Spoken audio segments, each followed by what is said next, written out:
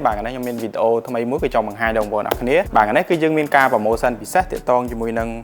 một page microphone âm đập pro bạn hay ca promotion ní cứ dương phơi ca promotion cho mùi nâng một page JBL một page calamare và cứ dương miên pi model bạn cứ sát tại chi idol bằng vốn ở kia hơi cứ chi một page model là hot sale bạn cứ ca lụa đánh ban tràn trên kề bạn chẳng cứ dương miên ở JBL PX1 hay nâng JBL Ion One MK2 chẳng ca promotion ấy cứ chấm nành tràn mình tén đó một bộ nọ kia đây tầm tầng rong chạm bà một bộ mùi nón quật ở trong trận này lôi tràn hay bể lá quật rong chạm promotion chẳng á bà lấy cái dương miên ca promotion bà JBL PX1 bà một bộ ôn tinh cúp chỉ mùi nâng một page microphone M2 Pro bà cứ dương phơi ca mình cho tầm lại thôi đó $210 bà đây tầm lại pin một viết cứ một pon vòng bay rồi $50 ហើយចំពោះប្រភេទ microphone M12 Pro របស់យើងគឺតម្លៃពេញរបស់វាគឺ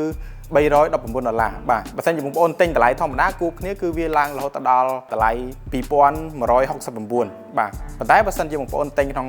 ឱកាស promotion នេះគឺយើងចោះតម្លៃរហូតដល់$219បាទអញ្ចឹងគឺចំណេញច្រើនមែនតើបាទគឺចំណេញរហូតដល់$219អញ្ចឹងហើយ model ទី2គឺប្រភេទ JBL Ion One MK2 បាទគឺយើងបញ្ចុះតម្លៃដូចគ្នាគឺបងប្អូនទិញគួបជាមួយនឹង microphone M2 Pro ដូចគ្នាបាទគឺតម្លៃរបស់វាចុះរហូតដល់$119អញ្ចឹង Ion One MK2 តម្លៃរបស់វាគឺ$1250បូកជាមួយនឹងប្រភេទ microphone M2 Pro ហ្នឹងតម្លៃធម្មតាគឺតម្លៃរបស់វាគឺ$319អញ្ចឹងនៅពេលបងប្អូនទិញគួបគ្នាគឺយើងចុះ$119ភ្លាមតែម្ដងបាទអញ្ចឹងគឺការ promotion នេះគឺយើងធ្វើចាប់ពីពេលនេះរហូតដល់ថ្ងៃទី8 ខែ 7 ឆ្នាំ 2022 ទើបចប់បាទ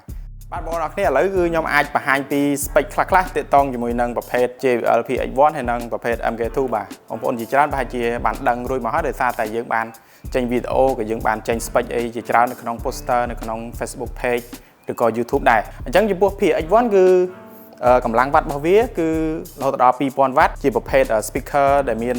mixer មាន echo built in មកស្រាប់អញ្ចឹងគឺយើងយកទៅប្រើប្រាស់គឺស្រួលមែនតើគឺយើងអត់ពិបាកត្រូវការឧបករណ៍ផ្សេងៗដើម្បីធ្វើឲ្យយើងច្រៀងទៅវាសលេងល្អឬក៏យ៉ាងម៉េចទេព្រោះប្រភេទនេះគឺទំនើបមែនតើបាទហើយចំពោះ JBL PX1 គឺជាប្រភេទប្រើភ្លើងទេបាទអត់មានថ្មទេប៉ុន្តែចំពោះ model Ion One MK2 បាទពិសេសមែនតើចំពោះ model Ion One MK2 គឺជាប្រភេទ speaker ប្រើថ្មហើយក៏អាចប្រើភ្លើងបានដែរបាទអញ្ចឹងគឺមួយនេះគឺយើងអាចចល័តទៅក្រៅបានជាងប្រភេទ PX1 ស្អាតតែវាមានថ្មប៉ុន្តែថ្មវាគឺបានខ្ទង់ត្រឹមតែ6ម៉ោងទេអញ្ចឹងគឺចំពោះប្រភេទ JBL Ion One MK2 កម្លាំងវាគឺ1500វ៉ាត់ជាប្រភេទ speaker ដែល built in មកជាមួយនឹងប្រភេទ ampli ប្រភេទ mixer ហើយនិងប្រភេទecho គឺមកជាប់ជាមួយនឹងស្រេចអញ្ចឹងគឺ model ទាំងពីរនេះគឺ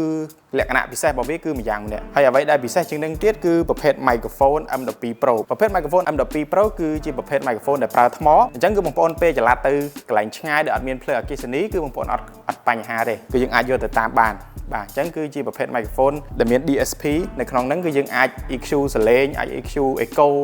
អីផ្សេងៗយើងអាចតម្លើងតម្លាក់សំឡេងបានហើយអ្វីដែលពិសេសជាងនឹងទៅទៀតគឺជាប្រភេទ microphone ដែលយើងអាចប្រើ software ដើម្បីសេរីសំឡេងបាទគឺយើងប្រើ software សេរីជាមួយនឹង computer យើង set សលេងឲ្យត្រូវមួយសលេងរបស់យើងហើយគឺយើងអាចយកទៅប្រើប្រាស់បានហើយអញ្ចឹងគឺងាយស្រួលបាទប្រភេទទាំងពីរនេះហើយចំពោះប្រភេទ microphone M2 Pro នេះគឺជាប្រភេទ microphone លំដាប់មួយដែលយើងអាចយកទៅប្រើប្រាស់ជាផ្លូវការបានតែម្ដងគឺមិនថាបងប្អូនយកទៅប្រើប្រាស់របៀបច្រៀង karaoke យកទៅប្រើប្រាស់នៅក្នុងសារប្រជុំយកទៅប្រើប្រាស់នៅទីកន្លែងដែលយើងប្រើកម្មវិធីផ្សេងៗគឺយើងអាចប្រើបាន microphone នេះគឺល្អគឺយើងធ្វើចេញពីប្រភេទ microphone NT95 បងប្អូនធ្លាប់ដឹងហើយ microphone NT95 គឺសលេងរបស់វាច្បាស់ល្អមែនតើអានេះគឺវាធ្វើចេញមកពីហ្នឹងបាទប៉ុន្តែអ្វីដែលវាលើសគឺដោយសារតែជាប្រភេទ microphone ដែលមាន echo built in គឺមាន software ដែលយើងអាចសេរី echo អាចសេរីសំឡេងធ្ងន់ស្រាលអីបានអញ្ចឹងណាអញ្ចឹងគឺតែមួយហ្នឹងគឺគ្រប់តែម្ដងអូខេបងប្អូនអរគ្នាបន្ទាប់ពីបានដឹងពីការ promotion ខ្លះហើយអញ្ចឹងដើម្បីឲ្យកាន់តែច្បាស់ចង់ដឹងថាតើសមត្ថភាព speaker ទាំងពីរនេះសំឡេងរបស់វាគឺយ៉ាងម៉េចដែរអញ្ចឹងតើមើលការ test សំឡេងនៅtrongវីដេអូរបស់គ្នាបាទ